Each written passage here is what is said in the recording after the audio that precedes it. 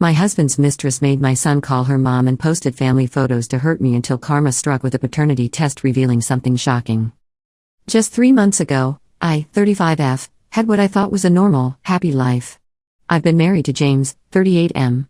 We got together young. I was 16 and he was 19.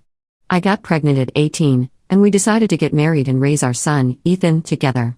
We struggled financially at first, but James eventually landed a great job at a marketing firm, and I worked part-time as a dental assistant while raising Ethan. Things weren't perfect, but I thought we were happy. Last Friday, I went to visit my parents for the day. They live about an hour away, and I try to see them at least once a month. It was completely routine. I helped my mom with some gardening, had lunch with both of them, and headed home around 3 p.m. I was actually in a good mood driving back, thinking about what to make for dinner and looking forward to the weekend with my family. When I got home, I noticed a car I didn't recognize in our driveway. I assumed it was one of James's colleagues or maybe a friend of Ethan's, although the car looked too expensive for a teenager. I entered through the garage as usual and called out to let them know I was home. No response.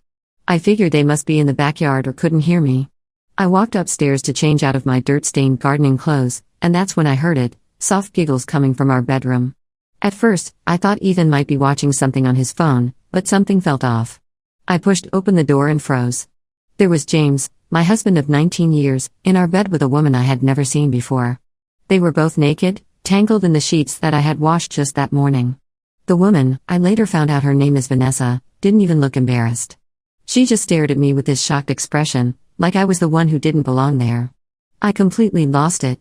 I started screaming at both of them, demanding to know how long this had been going on. James jumped out of bed, scrambling to put his pants on while telling me to calm down, that it wasn't what it looked like. Vanessa just sat there, pulling the sheets up to cover herself, looking annoyed at the interruption rather than ashamed. Something in me snapped. I lunged forward and slapped James across the face. I had never hit anyone in my life, but in that moment, I couldn't control myself. I was shaking, crying, screaming, and felt like I was going to vomit. I grabbed my purse and car keys and ran out of the house, nearly falling down the stairs in my hurry to get away. Once in my car, I suddenly remembered Ethan. I panicked, wondering if he had been home, if he had heard anything. I called him with trembling hands and was relieved when he told me he was at his friend Tyler's house working on a school project. I told him to stay there, that I would pick him up later. I drove around aimlessly for hours, alternating between sobbing uncontrollably and feeling completely numb.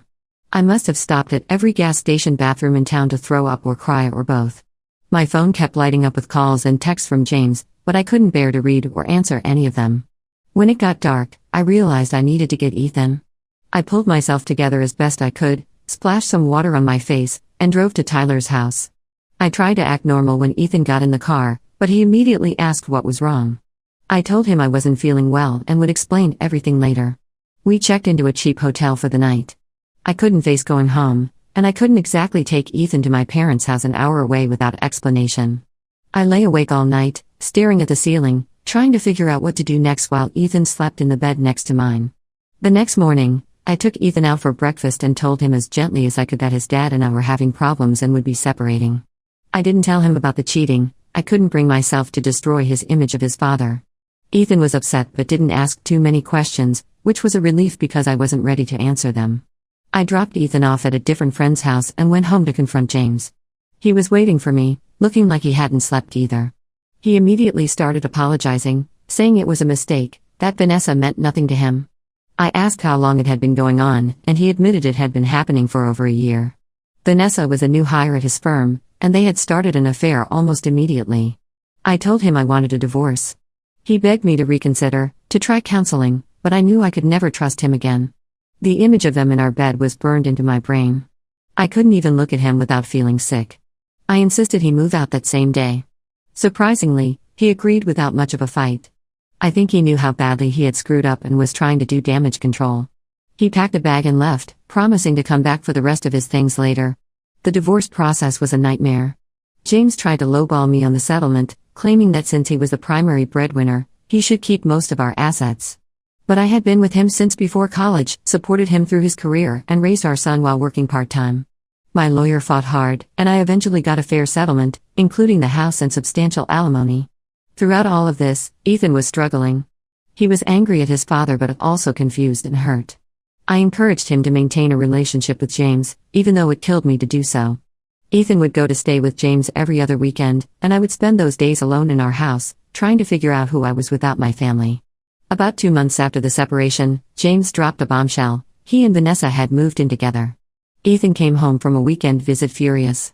He told me that Vanessa was constantly touching his dad, acting like she owned the place, and trying too hard to be friends with him. I didn't know what to say. I couldn't badmouth Vanessa without seeming bitter, but I also couldn't pretend I was okay with the situation. As the weeks went by, I noticed a change in Ethan. He became more distant with me and started spending more time at his dad's place, even outside of the custody agreement. James was showering him with gifts, a new gaming system, expensive clothes, promises of a car when he turned 18. I couldn't compete with that on my budget, even with the alimony. Ethan's high school graduation was last month. I was so proud of him. He had managed to maintain good grades despite all the family turmoil. The ceremony was beautiful, but the aftermath was excruciating. James and Vanessa showed up together, her in a dress that was way too flashy for a high school graduation. She kept taking pictures, posting on social media about how proud she was of her boy, even though she had only known him for a few months. After the ceremony, when we were taking family photos, Ethan asked if we could take one with all of us, me, him, James, and Vanessa. I reluctantly agreed, not wanting to cause a scene on his special day. But then Ethan referred to Vanessa as mom while the photographer was arranging us, and I felt like I had been punched in the stomach. I confronted Ethan about it later, and he got defensive, saying that Vanessa had been really supportive and that she made his dad happy. He accused me of being bitter and trying to make him choose sides. I tried to explain how hurtful it was to hear him call another woman mom after everything I had sacrificed for him, but he shut me down. After graduation, Ethan moved in with James and Vanessa full-time, saying their place was closer to the community college he would be attending in the fall. I was devastated but tried to respect his decision, hoping he would come around eventually. But things only got worse. Ethan rarely answered my calls or texts. When he did, our conversations were brief and awkward. He started posting pictures on social media of himself with James and Vanessa, captioning them family dinner or weekend with the parents. Each post felt like a knife to my heart. I tried reaching out to James about the situation, but he was no help. He claimed he couldn't control Ethan's decisions and suggested that maybe I should look at why Ethan preferred living with them. It was clear he was enjoying the fact that our son had chosen him over me. So here I am, alone in the house where I caught my husband cheating, wondering where I went wrong. Did I push Ethan away somehow? Should I have fought harder to expose James for the cheater he is? I'm lost and don't know what to do next. I know this is long, but if anyone has been through something similar or has any advice, I would really appreciate it. I just want my son back. Update 1. First, I want to thank everyone who commented on my original post. Your support and advice helped me get through some really dark days. I wanted to give an update because some pretty significant things have happened.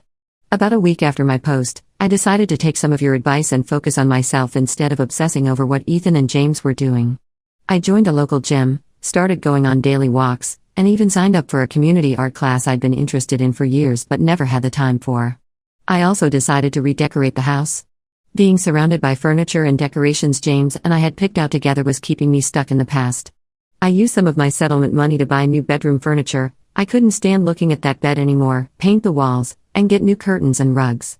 It might seem shallow, but transforming my space helped me feel like I was moving forward.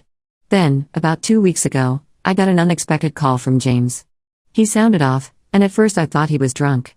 He asked if I could come over to talk about Ethan. I was hesitant. I hadn't been to their place since Ethan moved in, but my concern for my son outweighed my discomfort. When I arrived, James was alone. He looked terrible, unshaven, dark circles under his eyes, clothes wrinkled like he'd been sleeping in them. The apartment was a mess too, with takeout containers and empty beer bottles everywhere. It was shocking to see him like this. James had always been meticulous about his appearance and our home. He told me Vanessa was pregnant. I felt like I'd been slapped again. They had only been officially together for a few months, and now they were having a baby? I asked why he was telling me this, and he broke down crying. He said things with Vanessa weren't what he thought they would be. Once they moved in together, she became controlling and argumentative. She monitored his phone, accused him of cheating if he worked late, and picked fights almost daily. The pregnancy wasn't planned, and he suspected she might have done it on purpose to trap him. More concerning was what he told me about Ethan. Apparently, Vanessa had been treating Ethan poorly when James wasn't around. She would make comments about him being in the way or eating too much food. She complained about his music, his friends, and how much space his things took up. James only found out because he came home early one day and overheard her berating Ethan for leaving a dish in the sink. I was furious. I asked why he hadn't told me sooner, why he let it continue, why he didn't stand up for our son. James didn't have good answers. He just kept saying he thought he could fix things, that he didn't want to admit he'd made a mistake. I left James's apartment feeling a mix of emotions, anger at both James and Vanessa, concern for Ethan, and, if I'm being honest, a bit of satisfaction that James's perfect new life wasn't so perfect after all. But mostly, I was worried about my son. I tried calling Ethan immediately, but he didn't answer. I texted him asking if we could meet for lunch the next day, and to my surprise, he agreed. When we met, I could tell something was wrong. Ethan looked tired and stressed, not the carefree teenager who had graduated just a month before. I didn't want to ambush him with what James had told me, so I just asked how things were going with school preparations and living at his dad's. At first, he gave me the usual superficial answers, but then he gradually opened up. He admitted that living with Vanessa wasn't as great as he thought it would be. She was nice when James was around, but her attitude changed completely when they were alone. He also mentioned the pregnancy and how Vanessa kept talking about how they needed to convert his room into a nursery, even though he had just moved in. I listened without judgment, letting him talk. When he finished, I told him he always had a home with me if he wanted it. I didn't pressure him or criticize his dad or Vanessa. I just reminded him that I loved him and was there for him.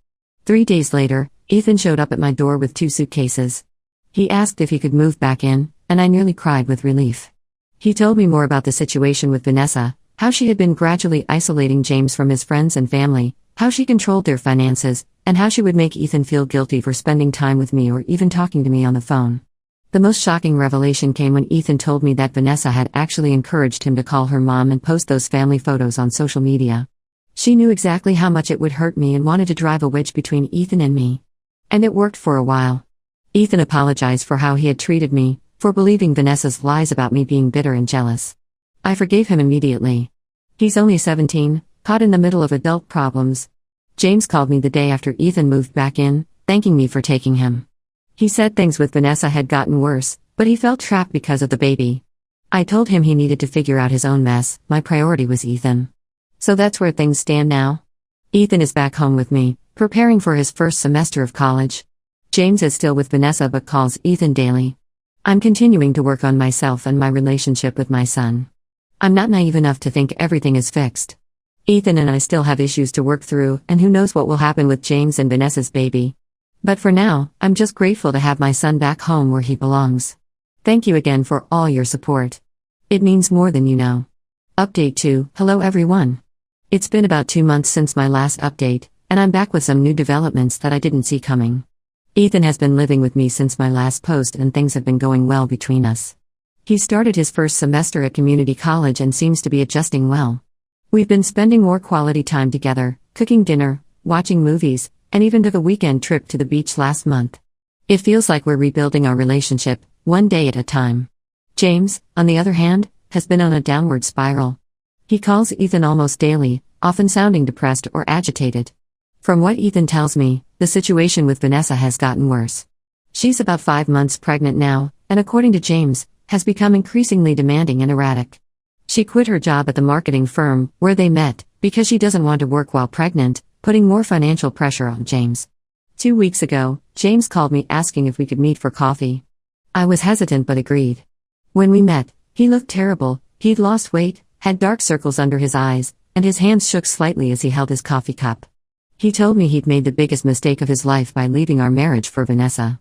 He actually suggested we try to reconcile, saying he would leave Vanessa and pay child support for the baby but wanted to come home to me and Ethan. I was stunned by his audacity. I told him in no uncertain terms that our marriage was over, not just because he cheated, but because he allowed Vanessa to mistreat our son and chose her over his family. I reminded him that he was about to have another child and needed to take responsibility for his choices. He broke down crying in the middle of the coffee shop, causing several people to stare at us. I felt embarrassed but also completely detached from his pain. It was like watching a stranger cry. When I got home, I debated whether to tell Ethan about the meeting but decided honesty was the best policy. I explained what happened without embellishing or trying to make James look bad. Ethan wasn't surprised. He said his dad had been hinting at wanting to come back home for weeks. I was relieved that Ethan understood why that wasn't an option. Then last week, something completely unexpected happened. Ethan came home from his dad's place, he still goes there for dinner occasionally, with some shocking news. Apparently, James had found messages on Vanessa's phone revealing she had been seeing someone else, a married executive from their old firm, for the past few months. Even worse, there were messages suggesting the baby might not be James's after all. James confronted Vanessa, who initially denied everything but eventually admitted to the affair when faced with the evidence.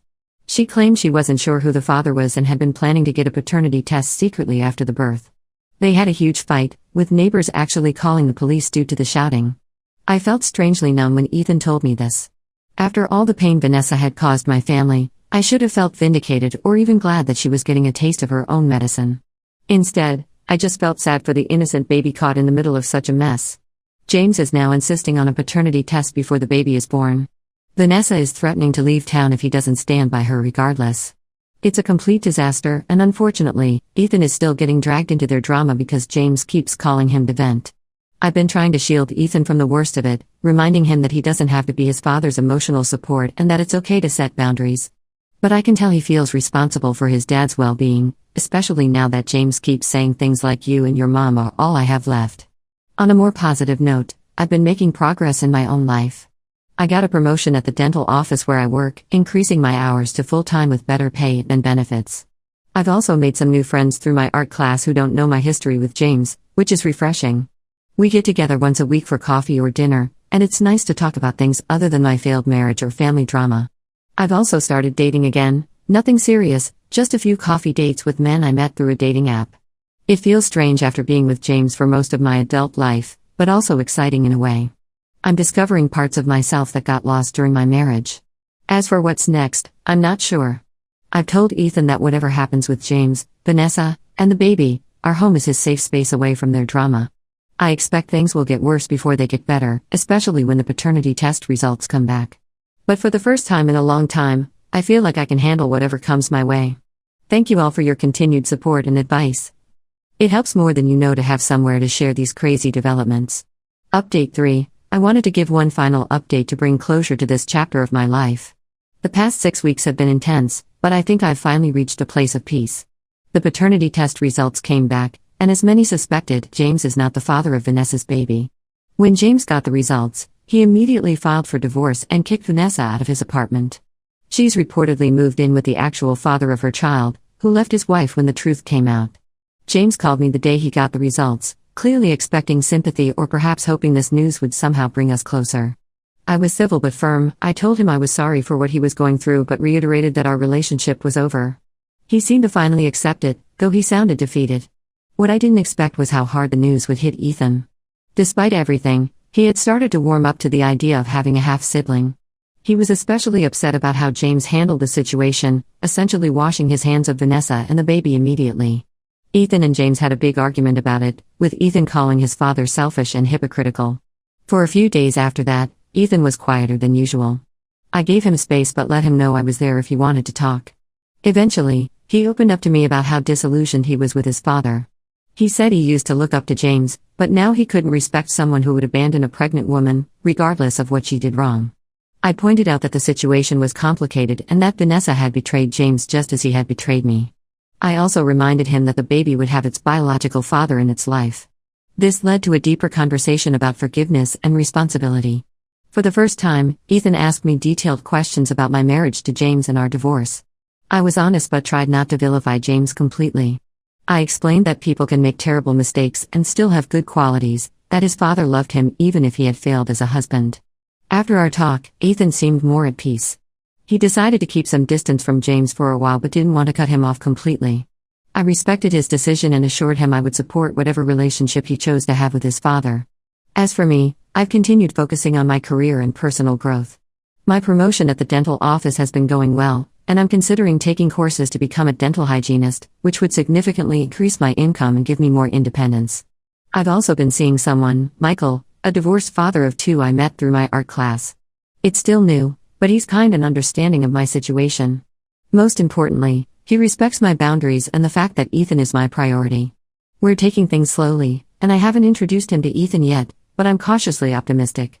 James has been struggling with the aftermath of his failed relationship with Vanessa. Apparently, she's entitled to a portion of his assets despite their short marriage because they didn't have a prenup.